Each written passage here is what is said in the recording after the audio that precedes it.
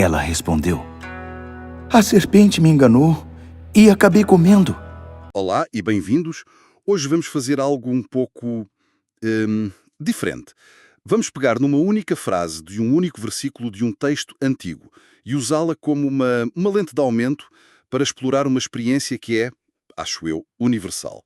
Aquele momento em que, depois de um erro, a nossa consciência começa a despertar. E o ponto de partida é uma das frases mais famosas, talvez, da cultura ocidental. Gênesis 3,13.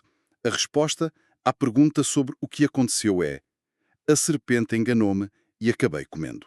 Mas para analisar isto, bem, não vamos ficar só pelo texto. Temos connosco uma pilha de fontes, interpretações clássicas, de obras como Patriarcas e Profetas e Educação, e depois as análises de dois teólogos de peso, Klaus Westermann e Gerhard von Rad, que, quer dizer, dedicaram a vida a decifrar estas narrativas. Exato. E a nossa missão aqui é desvendar as camadas por trás do que parece ser uma simples desculpa. O que é que esta frase nos diz sobre a diferença, que é abissal, entre ser enganado e ser forçado? E como é que ela, na verdade, ilustra o nascimento da consciência moral? A promessa é esta. No final da nossa conversa, esta frase vai soar completamente diferente. Isto é muito mais do que uma história religiosa. É um mergulho na psicologia da culpa, da justificação e daquele momento em que paramos de fugir de nós próprios. Pronto, vamos a isto. Para começar, a frase completa. A serpente enganou-me e acabei comendo. A minha primeira reação, e suspeito que é de muita gente, é revirar os olhos e pensar: clássico, a culpa sempre do outro. Parece a desculpa primordial. Mas as fontes que lemos insistem que olhar para isto assim é perder o ponto principal. Elas dizem que esta frase é, na verdade, um avanço enorme na história. Como assim? É contraintuitivo, não é?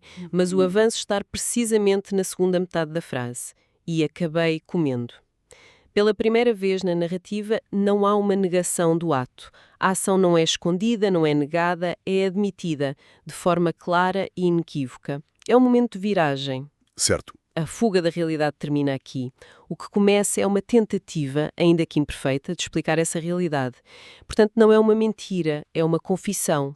Incompleta, talvez, mas uma confissão. Ok, essa distinção é importante. Não é não fui eu, é fui eu, mas... E esse mas leva-nos à primeira parte da frase, que é onde a coisa se torna fascinante. A serpente enganou-me.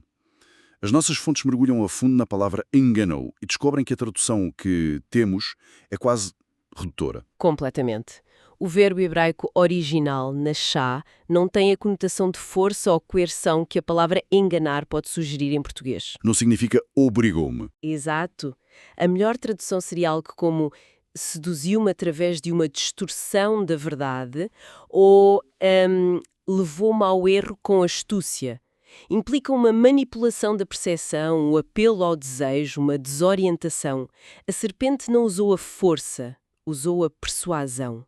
Apresentou uma realidade alternativa que parecia, bem, mais apetecível.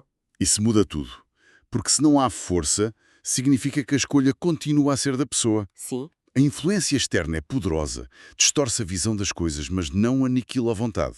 É como uma publicidade sofisticada. Ninguém nos obriga a comprar o produto, mas a campanha pode ser tão sedutora que nos leva a acreditar que precisamos mesmo dele. É uma analogia perfeita. O que é fascinante aqui é o cuidado que o texto tem em fazer esta distinção teológica. É crucial para toda a sua visão do ser humano. Se a pessoa tivesse sido forçada, seria uma vítima passiva, uma marioneta. Não haveria drama moral, apenas um incidente.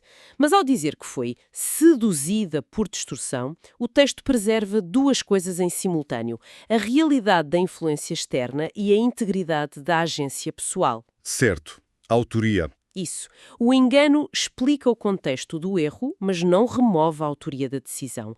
E isso é fundamental para se poder falar em responsabilidade. E aqui entramos no coração do problema. Onde é que traçamos a linha? Se admitimos que houve uma manipulação, uma sedução, isso não atenua a responsabilidade. Parece que o texto está a tentar equilibrar-se numa corda bamba muito fina. Por um lado diz, sim, foste enganada, mas por outro diz, mas a escolha foi tua.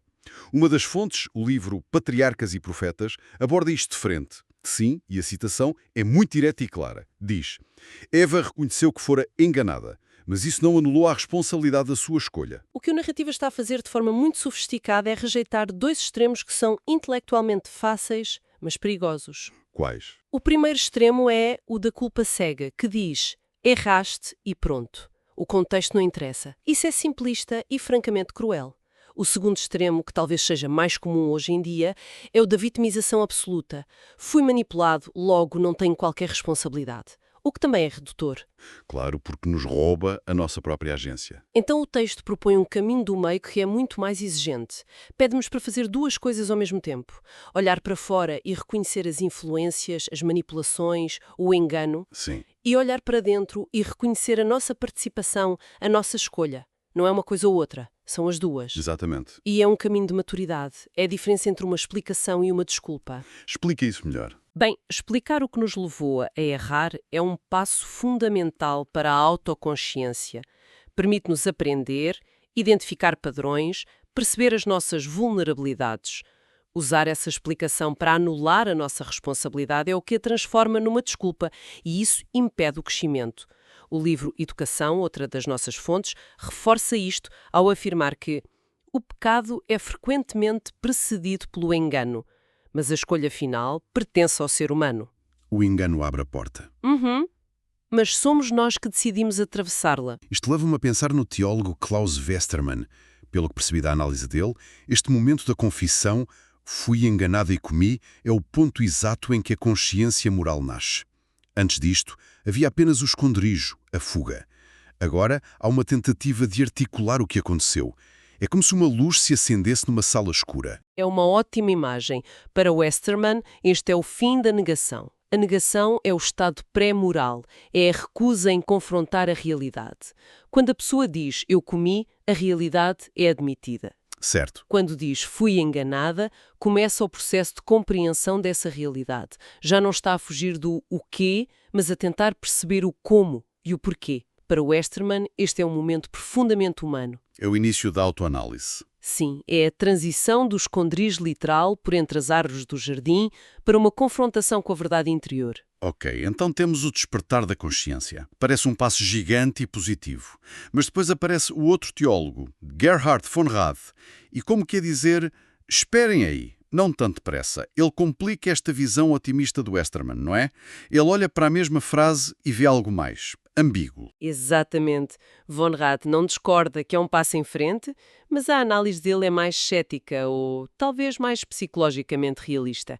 Ele concorda que a confissão é factualmente verdadeira. Não há mentira no que é dito. Ok. No entanto, ele sublinha que a confissão ainda é profundamente defensiva. A forma como é construída, a serpente enganou-me, coloca o agente externo em primeiro lugar. O foco inicial não é na própria ação, mas na ação do outro. É a diferença subtil entre dizer eu comi porque a serpente me enganou e a serpente enganou-me e por isso eu comi. A ênfase muda completamente. Precisamente. No segundo caso, a responsabilidade do outro vem primeiro, como que a enquadrar e a diminuir a minha. Pois, Von Rad diria que isto é um sinal de uma consciência que está a nascer, mas que ainda não é madura. É uma consciência em processo de formação. É como um adolescente que admite que errou, mas que rapidamente acrescenta, mas os meus amigos também fizeram. A admissão é real, mas a partilha da culpa é uma manobra defensiva. Para aliviar o peso da responsabilidade. Isso. Portanto, para Von Rad, a verdade começou o seu trabalho, mas ainda não o completou. Estamos a assistir ao amanhecer da consciência, não ao sol do meio-dia. Esta ideia de uma verdade em processo é muito poderosa. Se a confissão ainda é defensiva, ainda é incompleta. O que é que isso significa para o resto da história? De que forma é que esta confissão meio-termo prepara o terreno para o que vem a seguir? Prepara o terreno de duas formas. Por um lado, como a ação foi admitida, eu comi, as consequências tornam-se inevitáveis. A realidade não pode ser ignorada. A história tem de avançar. Tem de avançar para lidar com os resultados dessa escolha. Por outro lado, como a confissão ainda é incompleta e defensiva, ela sinaliza ao leitor que a resolução do problema também não pode ser total ainda. A cura. A cura não pode acontecer enquanto a responsabilidade total não for assumida. Faz sentido. É como ir a uma consulta médica e dizer apenas metade dos sintomas. O médico pode dar algum alívio, mas não pode tratar a causa da doença. Exato. A cura completa exige uma honestidade completa. Essa é a chave. As fontes lidas em conjunto sugerem que a Bíblia apresenta um modelo de cura e restauração que depende de uma verdade plena. Uma verdade parcial, como a que vemos aqui, pode trazer algum alívio temporário, pode ser um primeiro passo necessário, mas não resolve o problema na sua raiz. Certo. Enquanto uma parte do peso for projetada para o outro, para a serpente, para as circunstâncias, para a má influência, a restauração interior permanece bloqueada. A pessoa continua, em parte, prisioneira da sua própria narrativa defensiva. Então, se juntarmos todas as peças, o que as nossas fontes estão a desenhar é quase um mapa do crescimento da consciência. Um processo com etapas claras. A primeira etapa, a mais fundamental, é simplesmente parar de negar o ato. Sair do esconderijo e dizer, sim, fui eu que fiz. É o acabei comendo. Exato. Esse é o ponto de partida. Sem isso não há nada.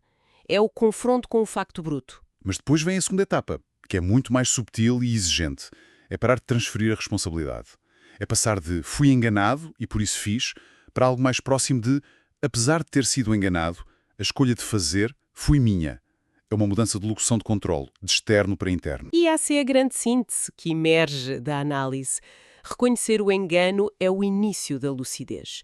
É um passo crucial porque nos ensina sobre o mundo e sobre as nossas próprias vulnerabilidades.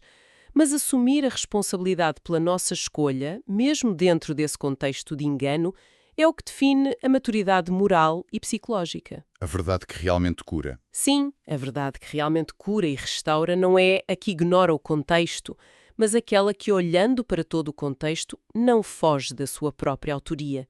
É a diferença entre dizer isto aconteceu-me e eu fiz isto nestas circunstâncias. É incrível como uma frase tão curta pode conter tanta complexidade.